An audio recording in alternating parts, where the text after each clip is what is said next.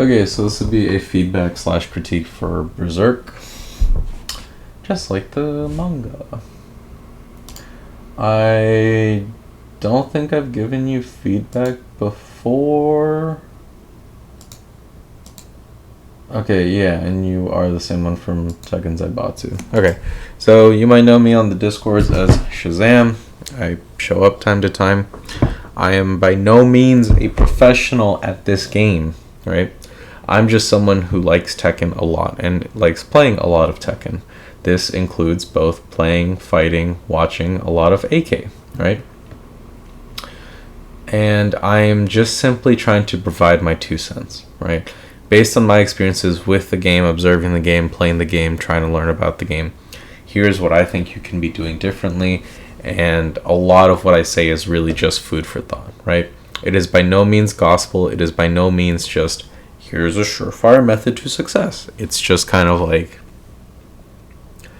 based on what you and I know about the game, why aren't you trying this or that or this or whatever other options I describe, right? That's about it, really. I'm just gonna observe the gameplay, just kind of comment my 2 cents on it. 2 thoughts, really, and we'll go from there. Howie already has given you a lot of advice, and I think I will try to avoid, but really, that's anything he says I would pretty much agree with, right? The biggest things is that your small Tekken is just non-existent, right? Your little moves that help you build up the opportunity to use your big moves is just completely non-existent, and you don't really play anything outside of like big Tekken, right? Outside of like punish situations, I don't think I've seen you jab, right? But on top of that, there's just a lot of like questionable decision making of kind of like, why are you going for this option in this situation? Yeah. The biggest thing is just, experiment with how he's telling you, right? Just, you have to really experiment with your smaller Tekken options, because that's what will help set up your big Tekken options. Nobody's going to give a shit about down forward 2 no matter how many times you throw it out in the neutral, if you don't give them a reason to sidestep, if you don't give them a reason to duck in the first place, right? Why, it's like, wait, why would someone duck down forward 2? It's like, they're not, right? They're going to be ducking your throws, your lows, forward 4, neutral 2, down 4, right? They're going to be ducking all of that, and then as a result, you go, hey, you're ducking down forward 2, right? And stuff like that. But for now, let's get into it.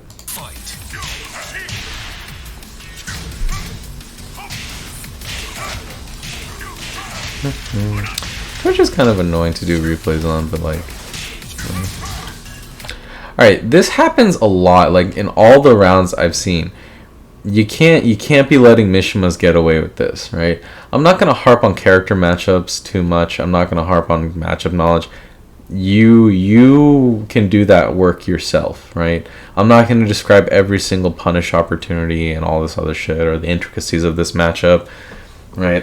In terms of just basic punish situations, but you let this Mishima get away with flash punch way too often. It feels like once a round in this entire game, sure, whatever, but consistently throughout every single match you've had with this guy, he has finished flash punch and you have not killed him for it, right?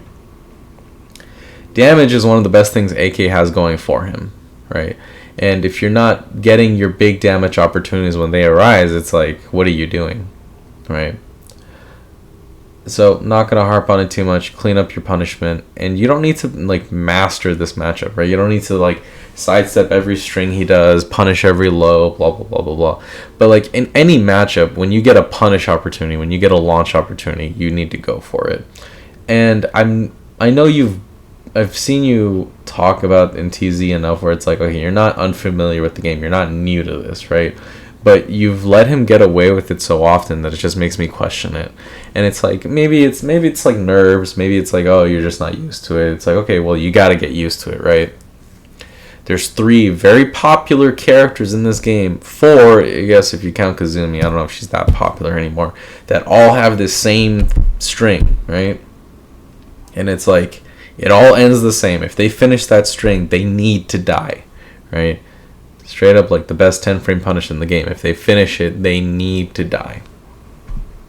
Anyway, let's keep going.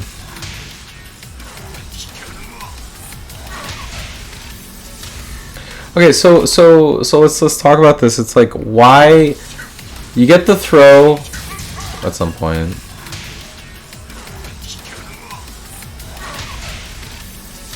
So if he's just staying on the ground, why what in your mind possessed you to do CD4, right? Like, what was the reasoning behind it? So what makes you think, okay, my opponent's staying on the ground, let me do AK's shittiest hitbox move. Like, honestly, it's a competition between that move and down back 1+2 for, like, shittiest hitbox, I swear. Right? So, you have ground hitting options, use them, right? Don't use ground throws. I'm not the biggest fan. I think they're just gimmicks. But just use your basic ass, oh, you're staying on the ground, let me get my free damage in, right? It's as simple as that. I don't know. That's kind of like the running theme throughout your gameplay, is that you'll just kind of pull the trigger on your offense or game plan without any real thought behind it. It just feels like you just have these habits of like, all right, well, time to enforce my game plan, right? When it's like you're not adapting to what your opponent is doing. You're not looking at the screen at all and just kind of going, oh, my opponent is doing this and I have a clean answer to it in insert ground hitting AK move here, right?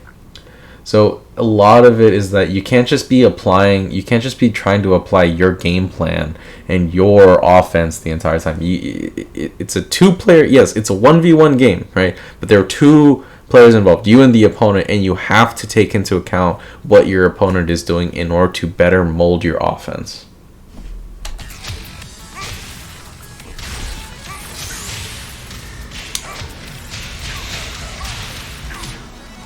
Good disruption.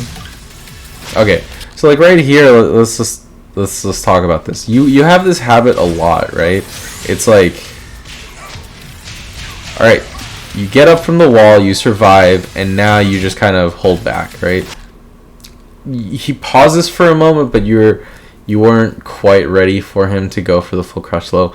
But I'm not talking about this situation in particular, although obviously it kind of sucks. But you have this habit of just you just stand still. There's no actual sidestep movement involved here, and I think that's a big issue that's going to come up. It's kind of like you're not using the positioning to reposition. You're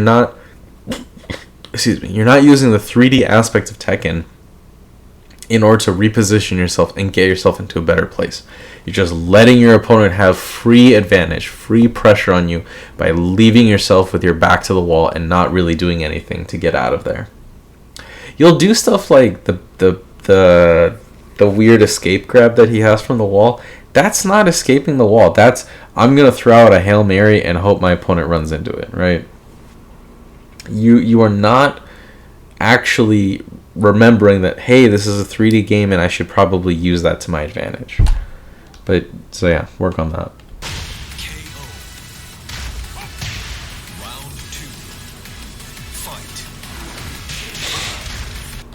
Was that just like a hard call out? I guess. I don't know. Whatever. I don't think that's guaranteed unless you counter hit you, right? So you need to block the rest of this.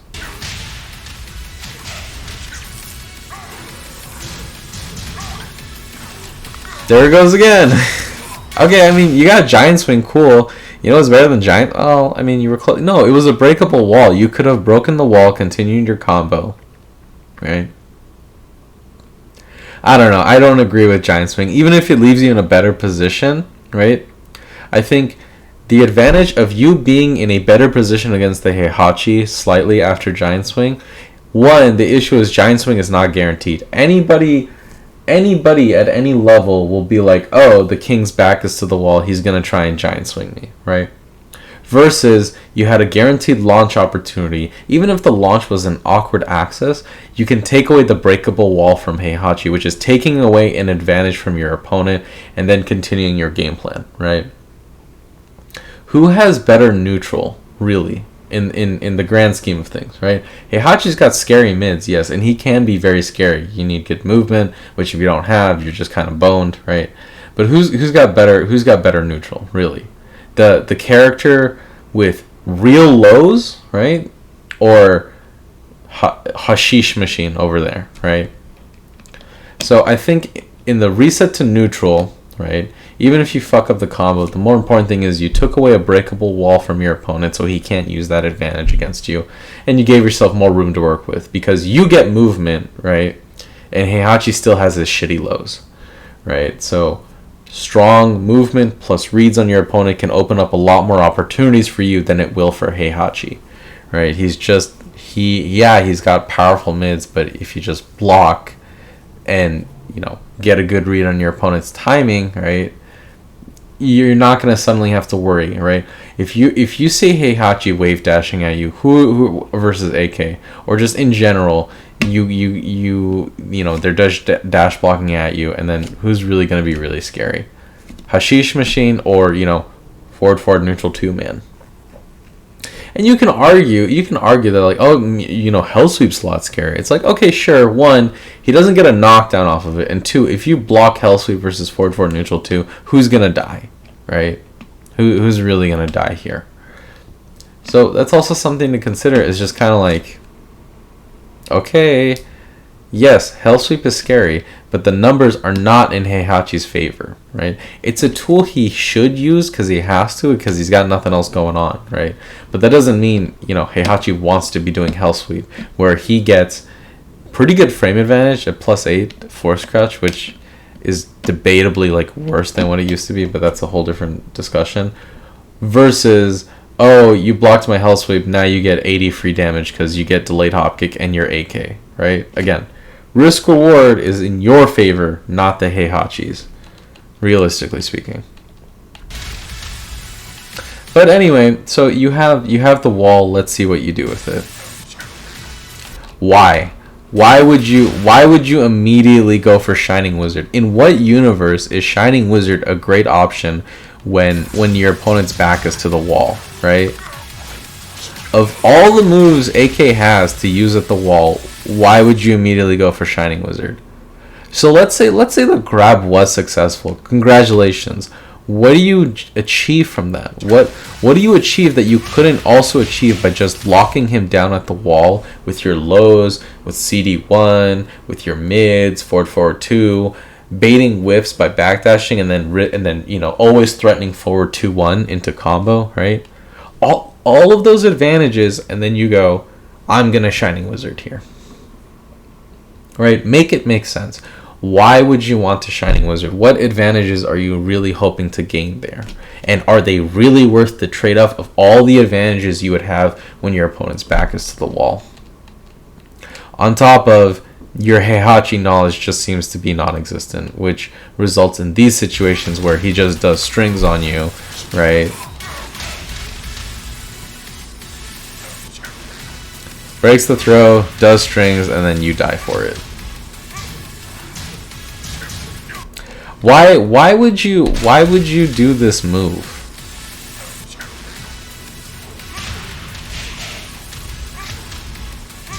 What are you hoping? Okay, well, yes, it kind of throws him into the wall, kinda, right?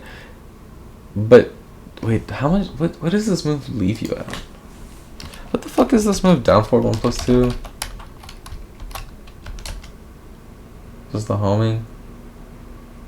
Oh, -4. That's not that bad. Wait, is this actually the move I'm thinking of? Yeah. Why isn't it mentioned as homing? Whatever.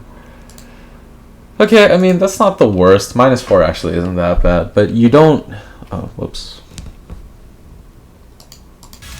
You don't actually use movement as a result after that. Like here, after this move, okay, so you push him into the wall, So then you should be yeah. You should have immediately sidestepped because 1-1 isn't gonna track you, right? Well, actually, no, yeah. 1-1 isn't going to track you. You should have immediately sidestepped because A, you want to maintain your wall positioning here, and then B, it's like if he retaliates, it's most likely gonna be something linear, right? Sidestep, block, clean up your sidestep like Howie said, and then you could have easily gone for a whiff punish. Sidestep into forward 2-1 because he committed to 1-1. Yeah. Oh, we'll talk about that later. Oosh! I don't know what he hit you with, but okay, what happened here?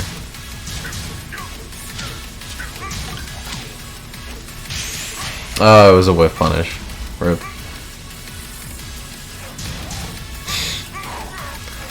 Okay, alright, we're seeing signs of life. It's awful, but I mean, I don't disagree with you using CD1 there. I think you just need to practice your spacing. There's not really much else to say there. Rip. You're in the schmicks now. Oh, nice punish. Not really, but whatever.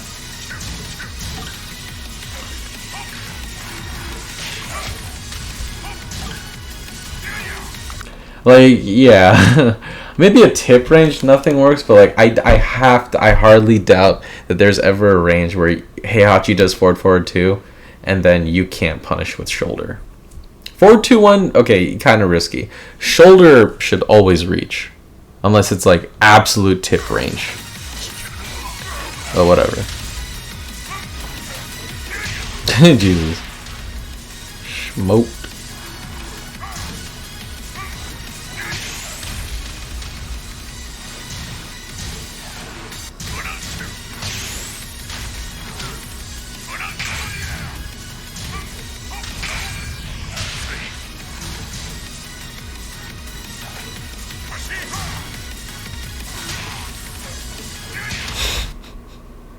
It's really sad because it's like if your spacing was just a little bit better, he would have died, right? Or does he see the four? Oh no! He read you like a book. I was fucking reading Rainbow over here. Damn. Yeah, well, that's your fault. Okay, so let's talk about it. Neutral, punishment / matchup knowledge, combo / Oki, personal opinion stuff. Neutral. Your small Tekken is non-existent. Howie already talked about it. I'm not really going to go that much into detail. But a lot of your questionable decision making, I really got to wonder, like, you have to figure out, like, maximize your advantage, right? This will talk a little bit about Oki, but, like, when you have either unfavorable or favorable positioning, you have to figure out, one, if you're in an unfavorable position, how do you get out of there, or how do you maximize your positioning while minimizing risk, right? If your back is to the wall and you can do something that leaves you decent enough to move around at, why aren't you moving around afterwards, right? If your opponent's back is to the wall, why would you do something that immediately side switches them? Like, what's the game plan here, right? What exactly do you hope to achieve by sacrificing your advantage? Think about what you want to do and what your game plan should be. My opinion is that you need to clean up and actually figure out how to best press your advantage, right? And a lot of that is going to be using those small Tekken tools, right? Like using jabs to pester your opponent, and then using 2-1 as a sidestep punish as a punish, or just in general, right? A lot of that.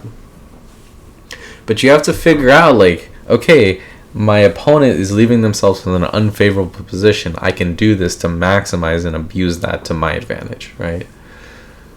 Other aspects of neutral. Why are you using forward 2-1 as a neutral tool?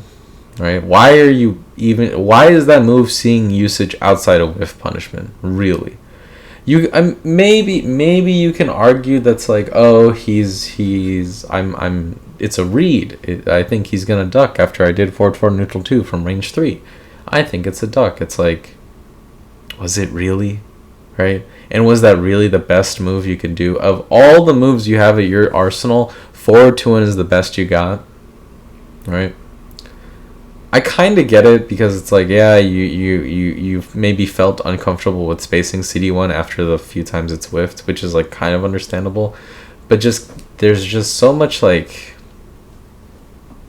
it's all just let me do big moves, let me do big moves, let me do big moves, and it's like there's just not much else going on. And yes, it's like, yes, these moves are powerful, the moves you're using aren't necessarily terrible, they are good moves, but because they carry a lot of reward, they also carry to a degree a lot of risk, and the Heihachi is able to just abuse the shit out of that and demolish you for it.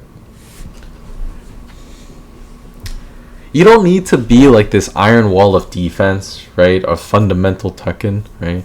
Play to whatever you're comfortable with, but you just gotta understand that like there are ways you can be doing to make your playstyle work better, and you need to experiment with that, right? Punishment / matchup knowledge, right? Just, you gotta clean up your punishment, dude. If it's like minuscule punishment, like really subtle, like, oh, here's a jab punish, here's a sidestep punish, stuff like that, that's whatever.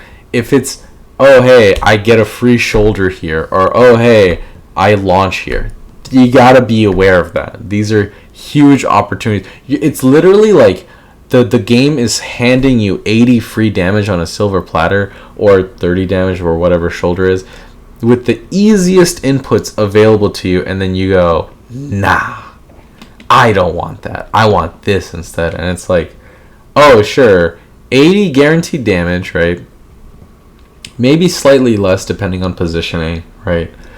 Or possibly 60-ish damage, because I'm back of the wall and Giant Swing does that, when that's the most predictable thing any king ever does, right? Just, you gotta tighten up your punishment. You can't just be tossing away free damage like that. Combos / Oki. I think your combos are solid. I don't necessarily think there's anything wrong with the combos, but your Oki is just very questionable, right? Like your opponent will do something and you'll do the completely wrong option for no discernible reason besides that's just what your habit is, right? And you need to understand that, like, there is another player across the screen from you, and you need to focus on what are they doing, what are their habits like on wake up, and what can I do to disrupt that, right? Not much else to really say there. Personal opinion stuff, options that I think are neat, but your mileage may vary, right? There's a lot of tools that you can be using, right? And I'm not going to talk about all the small Tekken stuff, we already did that, but you have to at least think about your game plan. When you use forward 2-1, when you use down forward 2, when you use forward neutral 2, all of these big moves, right, they have like an ebb and flow to them. If you use a lot of mids, the opponent's going to start stand blocking, right? If they start stand blocking, how do you make them start ducking again with your highs and lows, right? That whole ebb and flow seems to be very absent from your gameplay. It's just kind of like, I'm just going to press buttons here and there, I'm going to do a throw here and there, and your timing is just very obvious, and there's just a lot of like, I don't know exactly what I'm doing here, I'm just going to do this option because it is a good option. And that's not inherently bad, right? When you're not sure what your opponent is doing, you can just kind of do this. But when you're just whiffing down forward 2s in the middle of a round because I don't know, right? It just brings up a lot of questions and not a lot of answers. Tekken is about eliciting a response from your opponent with the tools at your disposal, right? Yeah, you can do a lot to, like, you know, you can make the arguments like, oh, I have no idea what my opponent is thinking. It's like, okay, so you don't need to know what your opponent is thinking. You need to make them think in specific ways, right? Doing a lot of throws will make them start ducking. Doing a lot of lows will make them start ducking, right? Doing a lot of movement, right, will make them annoyed and frustrated. All this sorts of stuff. There's a lot of options you can be doing that, yes, even though the human... The random human that you're playing against can be somewhat unpredictable, you can influence a lot of their decision making, and that's what's really missing from your gameplay. Is just kind of like, here is my game plan, right? I'm going to be using this move to supplement this move to make this move stronger, etc., etc., etc. I'm going to use this low to make this mid scarier and more useful. I'm going to use this mid to make this throw or low scarier and more useful, right? Or this high throw or low, right? There's just a lot that needs to, you know, formulate a game plan here. As far as, you know, how do I achieve that? I mean, just start with basics, right? It's like, okay, my opponent isn't ducking a lot. How do I get them to duck? Start using lows, right? Oh, my opponent has a 14 frame launcher. Okay, start using down 4, right? Or, oh, my opponent's sidestepping a lot. All right, start using down 4, right? There's a lot of ways to use the tools in AK's arsenal, and I think you need to just, like we've said probably a million times in this video, is just explore the more subtle tools, because these will open up actual big opportunities for you down the line. All right. If you have any questions, if you have any feedback, you're like, hey, you're full of shit, none of this made any sense, let me know, right? If you have any questions about, hey, I don't understand your point here, what just tell me what I need to be doing here. You can ask us in the Discord. Everybody's super helpful. Howie's always super helpful, right? Try to find an area of your gameplay that you're like, okay, I just really want to focus in on this. What can I do to focus in on it, right? And try to shore that up. Punishment stuff's easy. I mean, that's whatever. I think the harder thing and the more important thing to be working on is how to utilize your small Tekken tools to your advantage. How do you set up your opponent to be weak to down forward 2, forward 4, neutral 2, forward 2, 1, and all this other stuff, right? Anyway, that's it for me. If you have any questions, comments, concerns, feel free to ask, right? I'm in the Discords. I'm in TZ time to time. All right, stay safe, man. Have a good one.